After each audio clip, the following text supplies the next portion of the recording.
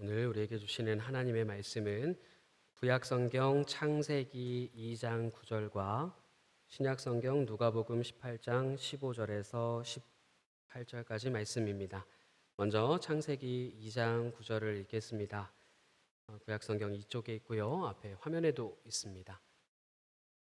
창세기 2장 9절 말씀 함께 한 목소리로 읽겠습니다. 시작.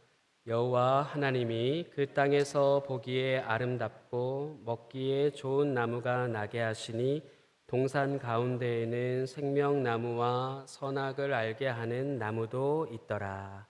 아멘. 누가복음 18장 15절, 16절, 17절 세 절의 말씀도 우리 함께 읽겠습니다.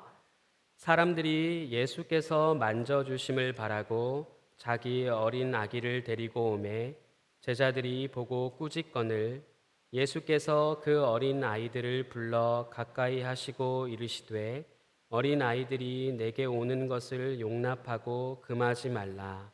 하나님의 나라가 이런 자의 것이니라. 내가 진실로 너희에게 이르노니 누구든지 하나님의 나라를 어린아이와 같이 받아들이지 않는 자는 결단코 거기 들어가지 못하리라 하시니라. 아멘. 현대 국가 안보의 문제는 곧 정보의 싸움이라고 해도 과언이 아닙니다. 많은 정보를 알고 있는 사람이 언제나 유리한 위치에 서는 것은 사실입니다. 정보력이 때로는 어떠한 집단이나 공동체의 존폐를 논하게 만드는 이제 거기에까지 이어지는 상황이 되기도 하죠. 여러분 세상에 있는 모든 정보들 그와 같은 것들을 다 알고 살 필요가 있을까요? 세상에 떠다니는 정보를 좀 많이 알고 싶으세요? 내 미래는 어떨까? 개발구역이 어디가 되고 어디 부동산이 제한이 해제될 것인가? 아니면 내 미래의 배우자는 누가 될 것이냐? 내 미래의 운명은 어떻게 될 것이냐? 궁금하지 않으세요? 맞아요. 이 반응을 원했어요. 하나도 안 궁금해요. 근데요, 살다 보면 왜 그렇게 남의 일에 이렇게 관심이 많고, 그죠? 돌아다니는 그런 정보를 가지고 그냥 또 유통하고 아무렇지도 않게 그냥 해석하고 받아들이고 진짠지 가짠지도 확인하지 않고 그냥 이렇게 너무나 당연한 것처럼 받아들이고 참 쉬운 것 같아요. 그러다 보니까 사실상 현대인들은 너무 많은 정보를 갖고 있다. 그래서 그 정보, 너무 많은 정보 때문에 많이 피로해하고 힘들어한다. 이제 여러분들 아마 조금씩 아시고 느끼실 거예요. 그래요, 맞아요. 모르고 살아도 됩니다. 지금까지 살아오면서 우리가 이런 모습으로 살아갈 줄 알고 살아오셨나요? 아마 지금 내 옆에 앉아 있는 사람이 이 사람이 될 줄은 다 모르셨을 거예요. 그렇잖아요. 같은 집에 사는 사람이 정말 이 사람이었을까? 알고 그렇게 하신 분은 많이 없을 것 같아요. 적당히 알아도 그냥 적당히 알아도 충분히 살아갈 수 있습니다.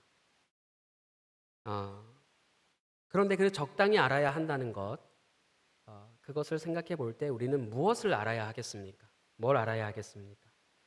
가장 본질적인 질문이죠. 철학적인 질문이죠. 우리가 어디에서 와서 어떻게 살다가 어디로 가느냐? 여러분들 이 세 질문의 답을 다 내리시지요?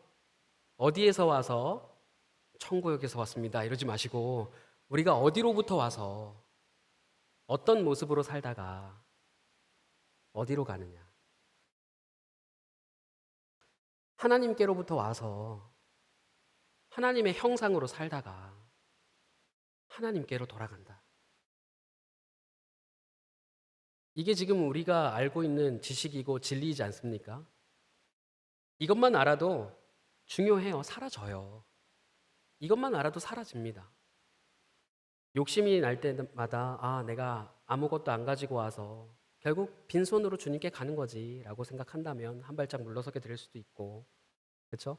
내가 뭔가를 이루려고 했을 때 정말 간절하게 이루어졌으면 좋겠는 게 안 됐을지언정 그래도 한 발 물러서서 자족할 수 있고 나를 스스로 다독일 수 있는 그런 이제 상황이 되겠죠. 이런 삶이 하나님을 의지하는 삶이 아니겠는가 싶은 겁니다. 그런데 필요가 없는데도 불구하고 악착같이 모으려고 하죠. 이게 인간의 본성이에요. 어떤 분이 우스갯소리를 하시더라고요. 남자들은 필요 없는 거를 싸게 사온다. 그러니까 갖고 들어와서 얘기하죠. 와, 여보 나 싸게 샀어. 이거 너무 싸게 샀지. 너무 좋지 하는데 결국은 필요가 없는 거예요. 필요 없는 걸 싸게 사면 무슨 소용이 있겠습니까? 그렇죠? 선악을 알게 하는 나무의 열매를 따먹었던 최초의 인류들. 그들과 같은 본성이 우리 안에 있기 때문에 그렇습니다. 자꾸만 필요 없는데도 모으고 싶은 거예요. 알고 싶은 거예요. 선악을 알게 하는 나무의 선악이 무엇이냐라고 했을 때에는 그야말로 모든 것이에요. 모든 것. 선악을 안다라는 말은 다른 말로 바꾸면 모든 것을 안다라는 것이죠. 모든 것을 아는 존재는 하나님밖에 없습니다.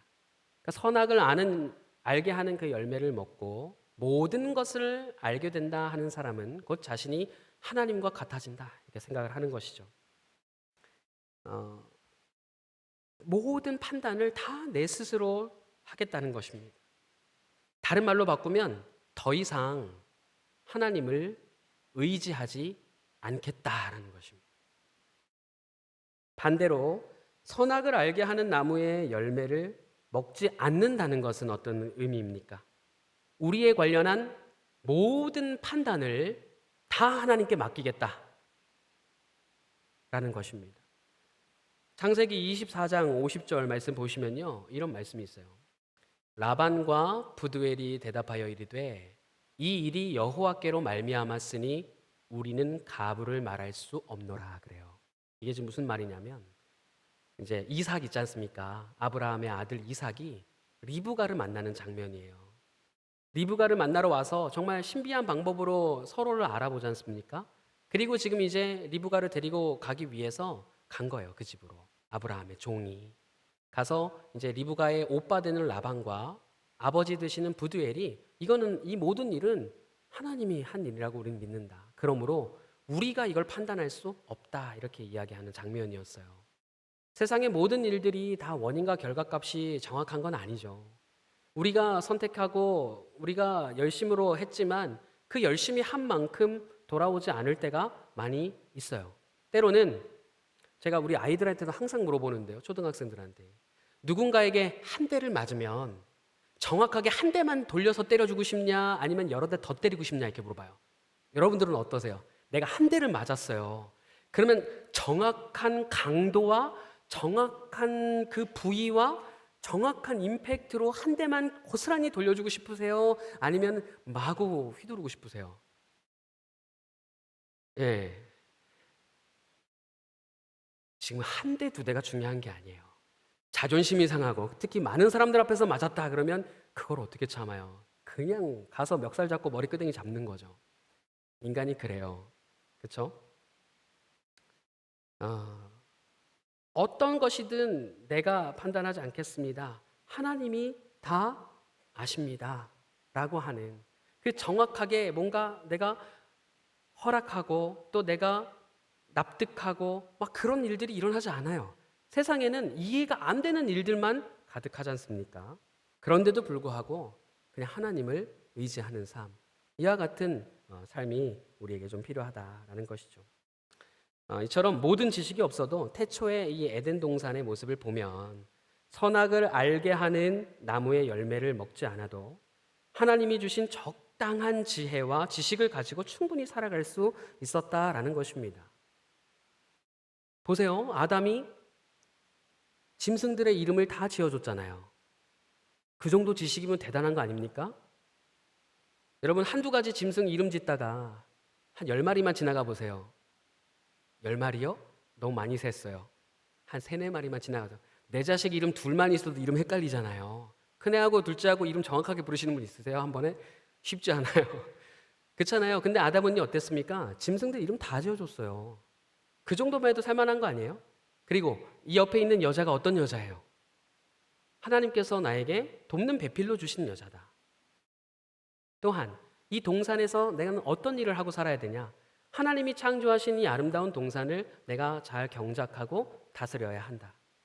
그리고 여기에 있는 건 다 먹을 수 있다. 다만 선악을 알게 하는 나무만 먹지 말자. 아니, 요 정도 지식만 있어도 행복하게 살 수 있잖아요. 그렇죠? 옆에 사는 호랑이가 새끼를 몇 마리를 낳았는데 몇 마리가 이상하더라. 저 호랑이가 뭔가 바람난 것 같다.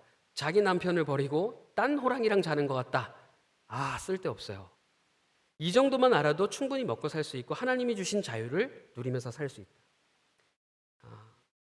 인간의 대표, 이거는 남자가 아닙니다. 여기서 말하는 아담은 남자가 아니에요. 모든 인류의 시초를 얘기합니다.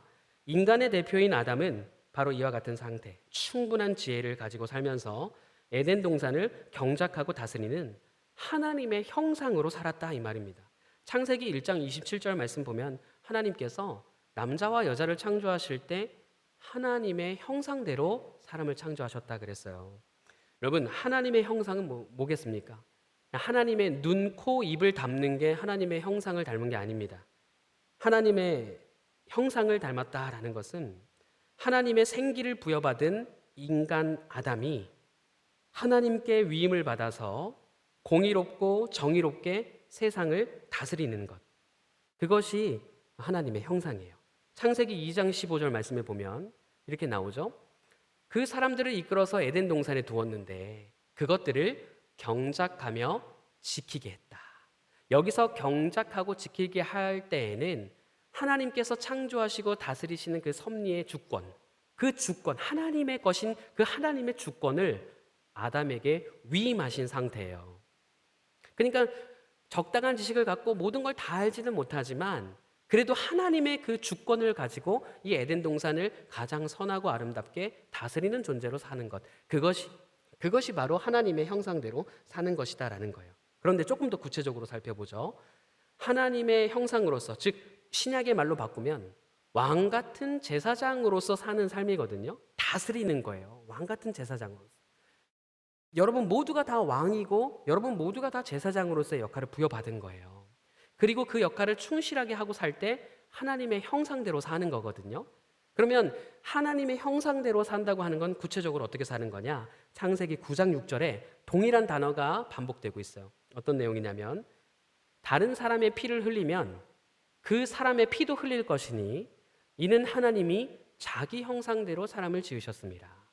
여러분 저 말씀에 근거하면 하나님의 형상대로 사는 삶은 어떻게 다스리는 겁니까?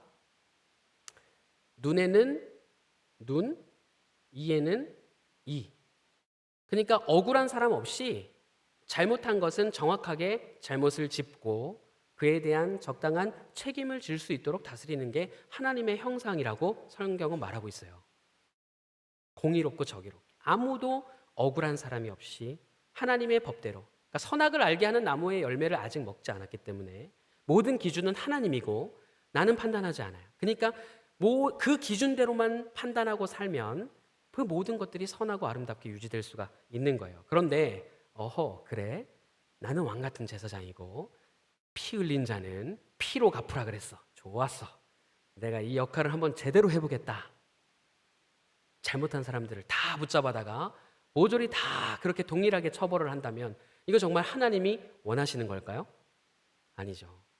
그래서 이 말씀에 똑같은 단어를 통해서 이 말씀을 보완하는 말씀이 마태복음 26장에 나와요. 마태복음 26장 52절 말씀 보시면 예수님을 잡으러 온 종을 베드로가 칼을 끄집어내서 귀를 베거든요. 이때 예수님이 이렇게 얘기하세요. 예수께서 이르시되 내 칼을 도로 칼집에 꽂으라. 칼을 가지는 자는 다 칼로 망하느니라. 이렇게 얘기해요. 아까는 피를 흘린 자는 피로 갚아라 이렇게 얘기했잖아요. 근데 역으로 어떻게 합니까? 칼을 집어넣어라 이렇게 얘기해요. 칼을 집어넣어라. 자, 이 얘기는 뭘 암시하냐면 칼을 집어넣으면 그 집어넣는 행위를 통해서 다른 이들의 칼도 집어넣게 만들 것이다 라는 거거든요. 이게 지금 이 전제가 깔려 있는 거예요. 지금 저 말씀하신 뒤에 예수님 어떻게 하셨습니까? 그 귀에 부상을 당한 그 종을 고쳐주세요.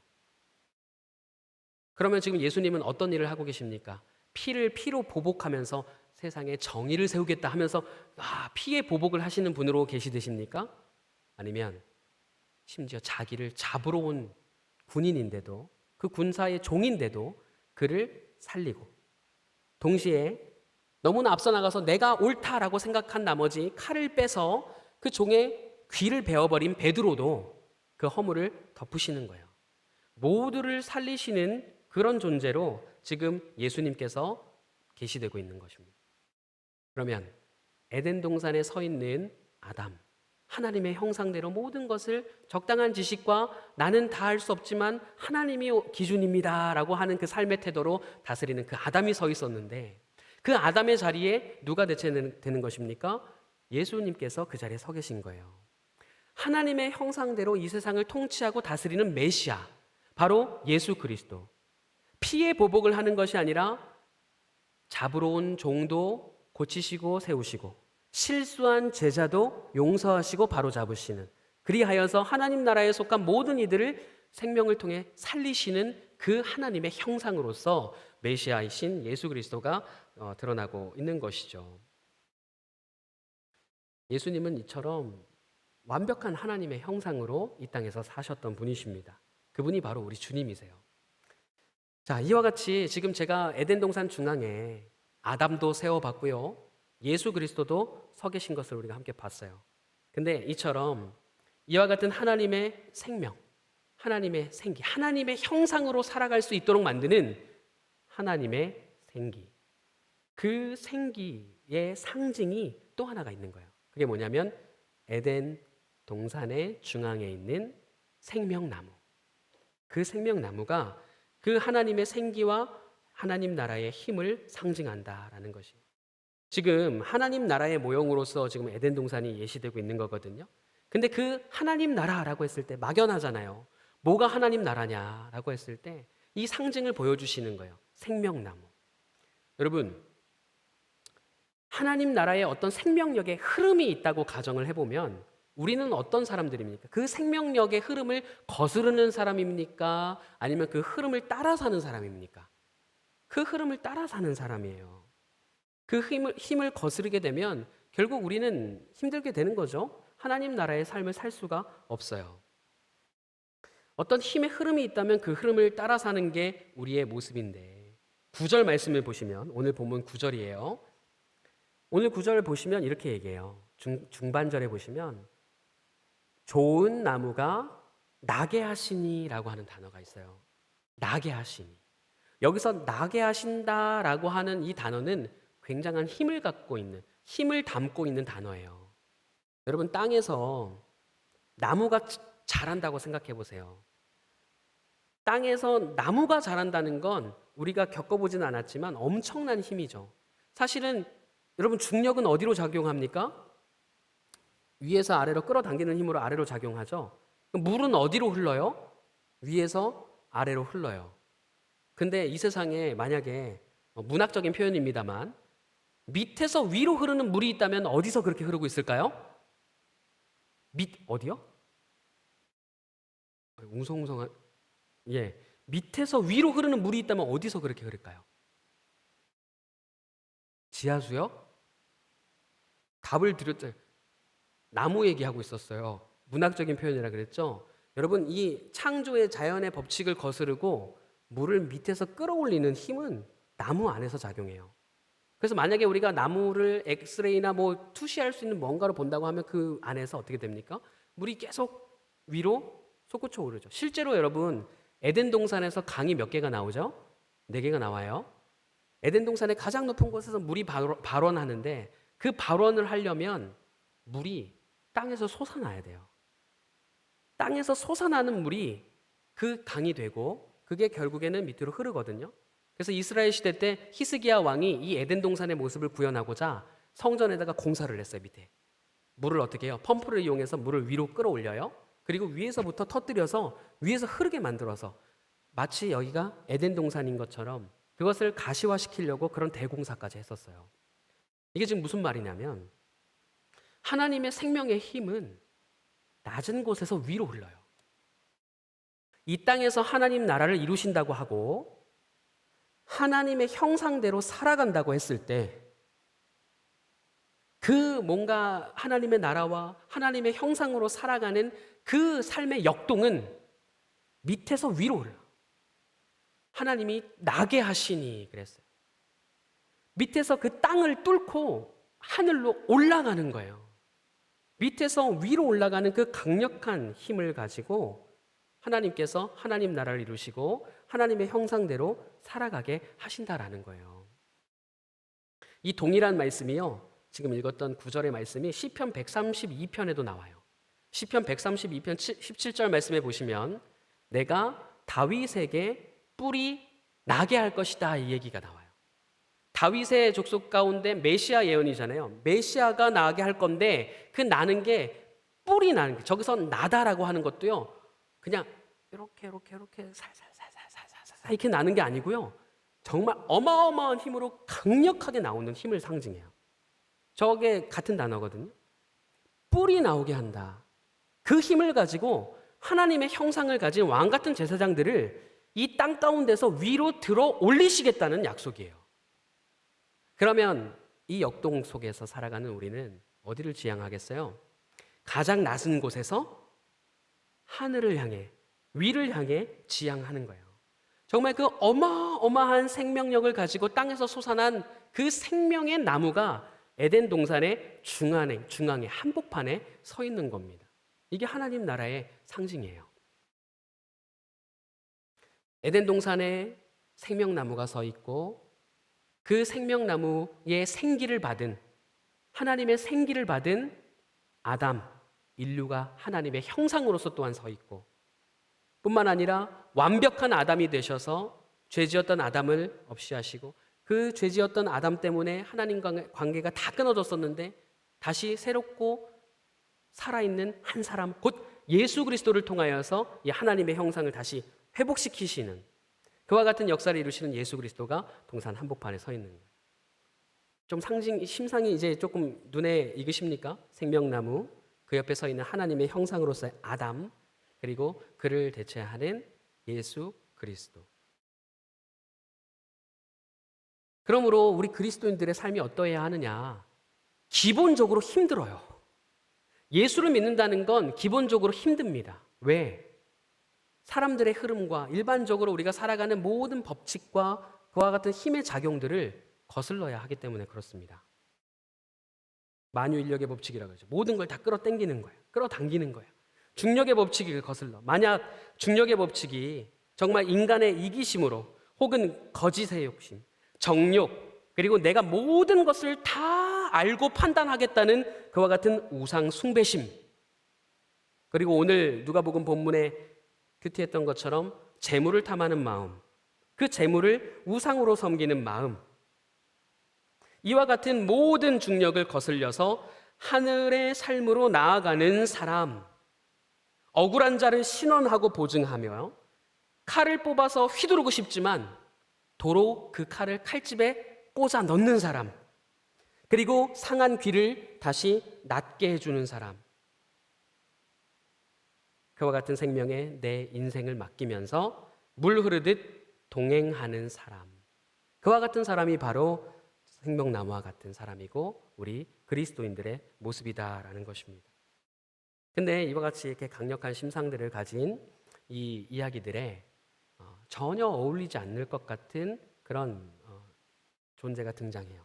하나님 나라에는 그럼 이와 같은 사람들이 다 있을 것 같잖아요. 생명나무의 생기를 받은 사람, 하나님의 형상으로 온 왕 같은 제사장으로서 온 세계를 다스리고 하나님의 법으로 통치하는 사람, 그리고 칼을 집어넣게 만들고 화평하게 만들고 용서하게 만들고 화해하게 만들어서 정말 하나님 나라로 이끄시는 그와 같은 능력의 지도자. 근데 오늘 본문에서는 이렇게 얘기해요. 바로 이와 같은 사람이 이렇게 하나님 나라의 한복판에 서 있을 것 같은 존재가 다름 아닌 부모의 품에 안겨서 예수님께로 나아오는 어린 아이들과 같다라고 예수님이 말씀하시는 거예요. 어린 아이들과 같이 되지 않으면 결단코 천국에 들어가지 못하리라. 그 앞선 심상들과 어린 아이는 너무 어울리지 않는 것 같잖아요. 여러분 어린 아이들을 비유를 드시면서 정말 다 어린아이처럼 되지 않으면 천국에 들어갈 수 없다 하시는 예수님의 그 말씀의 뜻은 뭘까요? 앞서서 하나님의 형상, 생명나무, 아담, 예수 그리스도 이와 같은 개념에 대해서 말씀을 통해 찾아보고 들었는데 이 존재들과 어린아이는 도대체 어떤 관계에 있느냐라는 거예요. 예수님은 어떤 뜻으로 말씀하셨을까요? 어린아이처럼 순수해야 한다? 여러분, 어린아이들 순수합니까?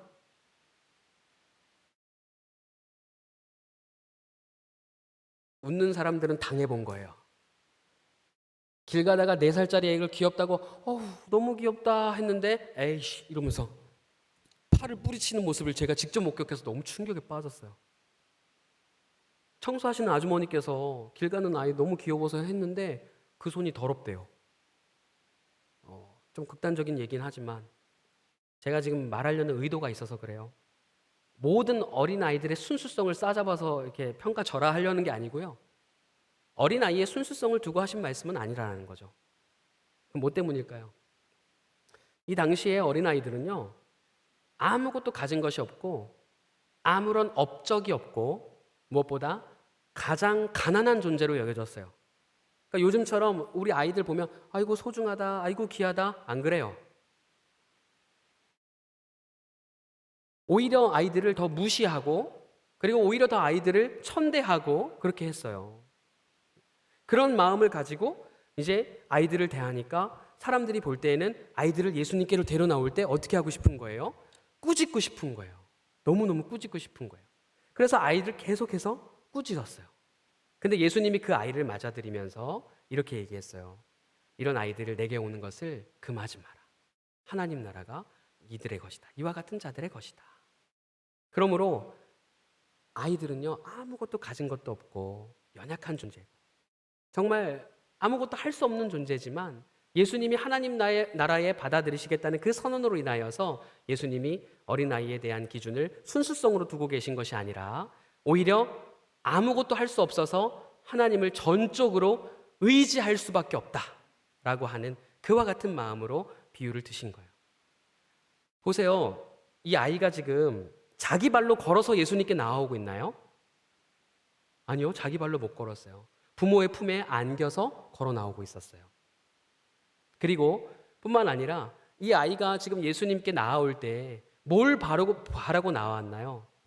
대단한 걸 바라고 나왔나요? 아주 고급진 우유를 바라고 나왔을까요? 최고급 포대기를 바라고 나왔을까요? 오늘 본문 15절 말씀 보시면요. 뭐라고 되어 있을까요? 그죠? 예수께서 만져주심을 바라고. 만져주심을 바라고. 여러분, 만져주는 게 어떤 의미예요? 만져주는 게 대단한 건가요? 그냥 예수님이 마태복음 본문에는 저게 안수하고 기도한다라는 단어로 표현되어 있는데 이렇게 만져주시는 것은요 사실상 별거 아니에요. 별거 아닌데도 어떻습니까? 그냥 그 따뜻한 온기, 예수님의 사랑과 예수님의 그와 같은 그 자비하심, 하나님 나라에 들어오게 만드시려는 그와 같은 구원의 의지, 이런 것들이 그 아이에게 전해지는 거예요. 별것도 아니지만 아이는 그와 같은 것을 선물로 받는 거예요. 무엇을 주든지 간에 감사하게 받을 수 있고 그리고 그것이 설령 아무것도 아니라 할지언정 그 만지심을 의지할 수밖에 없고 의존할 수밖에 없는 존재로서 지금 등장하고 있는 것입니다. 자격이 없는 거예요. 아무것도 할 수 없는 무능력함, 그저 무엇이든지 바라는 그와 같은 가난하고 연약한 존재. 이와 같은 존재가 하나님 나라에 들어가는 사람이다라고 이야기하고 있는 것이죠. 근데 주님은 어떻습니까? 그 아무것도 아닌 만지심조차, 그렇게 한번 만져주시는 것조차 그 만지심을 통해서 엄청난 생명을 공급해 주셔서 작은 나무가 힘차게 솟아오를 수 있도록, 그리고 물이 자연 법칙을 거슬러서 하늘로 솟구쳐 오를 수 있도록 정말 낙심하고 무능력한 자들이 힘을 얻고 사회성을 가지고 힘있게 하나님 나라를 살아갈 수 있도록 하시는 그 능력이 바로 예수님의 능력 아니겠습니까? 오늘 여러분이 이 자리에 나오실 때 예수님의 만지심을 바라고 나오신 분들 혹시 계십니까? 예수님의 만지심, 그거면 충분합니다. 별것도 아니지만 우리 주님은 나에게 손을 대므로 인하여서 정말 이 썩어 문드러진 그리고 연약하고 황폐한 나의 이 육신의 처소가 주님의 생기로 가득하고 성령의 열매로 가득 차길 바라면서 그걸 믿을 수만 있다면 주님 만져주십시오. 그 만지심을 통해 하나님 하실 수 있지 않으십니까? 주님은 하십니다. 주님이 살리십니다. 그 만지심을 통해서요. 그렇게 믿는 우리에게 정말 주님께서 말 그대로 만지심을 통해서 정말 우리 모두를 강력하게 마치 그 생명나무가 나게 하시는, 땅을 뚫고 올라오게 하시는 것처럼 우리의 이 육체의 한계, 연약함의 한계를 뚫고 하늘의 것으로 생명력 있게 하늘을 향해 힘차게 도약하게 하실 줄 믿습니다. 우리는 결국 다시 하나님 나라로, 하늘로 올라갈 것입니다. 돌아갈 거예요. 그러니까 다 몰라도 된다. 어린아이처럼 그저 하나님의 만지심을 바라고 그저 하나님이 주시는 것으로 만족할 수 있고, 주님이 우리에게 다 이미 주어주신 인간의 이성과 감각과 그리고 주신 이 말씀과 사랑하는 형제 자매들, 내가 누구를 소중하게 생각해야 할지를 분명하게 적당하게 알 수 있는 그와 같은 상식으로도 하나님은 놀라운 역사를 일으키신다. 그러므로 오늘 우리의 기도가 정말 너무나 대단한 거 바라지 않고 그저 주님의 만지심을 바라면서, 하나님, 제가 연약하고 어린아이와 같지만 아무것도 모르고 그저 주님 주시는 대로 판단해야 함에도 불구하고, 근데 여전히 어리석은 선택을 하지만 그럼에도 불구하고 주님께서 우리에게 손을 대시고 주님의 성령을 채워주심으로 우리의 생각이 변하고 정말 주님이 말씀하시는 그와 같은 하나님의 형상으로 살아갈 수 있도록, 또한 에덴 동산 한복판에 있는 생명나무처럼 살아갈 수 있도록, 또한 주님께서 우리에게 맡겨주신 청지기의 삶, 왕 같은 제사장으로 살 수 있도록 우리를 먹이시고 입히시고 우리를 만족해 하여 주시옵소서. 우리를 인도하여 주시옵소서. 바로 그 기도가 우리의 기도가 되어야 할 것입니다. 하나님께서 주신 만큼의 것으로 맡겨주신 이 기업들, 그 기업을 다스리는 하나님의 형상으로서 우리가 살아갈 수 있도록, 그래서 우리 옆에 분들을 보시면서 이렇게 이야기하시면 좋겠습니다. 이렇게 한번 축복할까요? 에덴 동산에서 만납시다. 에덴 동산은 하나님 나라의 모형이죠. 여러분들이 다 어린아이 같아도, 또 가난하고, 또 여전히 하나님께서 또는 사람들에게 인정받는 조건이 없다 하더라도, 그럼에도 불구하고 우리가 이와 같은 믿음이 있다면 여러분 모두가 다 에덴, 새 예루살렘에서 만날 동거인들인 줄 믿습니다. 우리 교회가 그와 같이 하나님 나라를 꿈꾸며 그 생명으로 살아갈 수 있기를 소원합니다. 우리 함께 기도하겠습니다. 함께 통성으로 말씀을 기억하면서 기도했으면 좋겠습니다. 하나님, 너무나 많은 것들을 알기를 원하는, 마치 선악을 알게 하는 나무의 열매를 먹고 싶어하는 것 같은 우리의 욕심을 잠재우시고 그저 하나님께서 선한 마음으로 우리를 먹이시고 입히시는 그것으로 만족하게 하시며 그 은혜로 말미암아 우리가 하나님의 형상으로 살아갈 수 있도록, 하나님의 그 넘치는 생명력을 가지고 마치 생명나무와 같이 이 시대의 악함을 거슬려 정말 하나님 나라를 살아가는 능력의 사람들로 살게 하여 주시옵소서. 우리 함께 말씀을 기억하며 통성으로 기도하겠습니다. 아버지 하나님, 감사합니다. 이 시간 우리에게 생명의 말씀을 주십니다. 하나님, 우리가 어린아이처럼 때로는 우리는 어린아이에서 벗어나려고 모든 것을 다 알려고 하지만, 그러나 하나님의 그 깊은 생각과 마음을 우리가 어찌 알겠습니까? 그럼에도 불구하고 우리가 하나님의 마음을 말씀을 통해서 읽고 하나님의 뜻이 어디에 있는지를 우리가 살폈습니다. 하나님, 물을 끌어올려 보내는 나무처럼 우리가 정말 살아가는 삶이 고난 가운데 있고 힘이 들지만, 그럼에도 불구하고 하나님의 형상대로 에덴의 나무와 또 어린아이가 서 있는 그 장면을 생각하면서 그 어린아이, 아무것도 할 수 없는 사람을 하나님 나라의 한복판에 세우시는 그와 같은 예수 그리스도의 긍휼과 자비를 우리가 이 시간 배우기를 원합니다. 하나님, 우리와 함께하여 주시옵소서.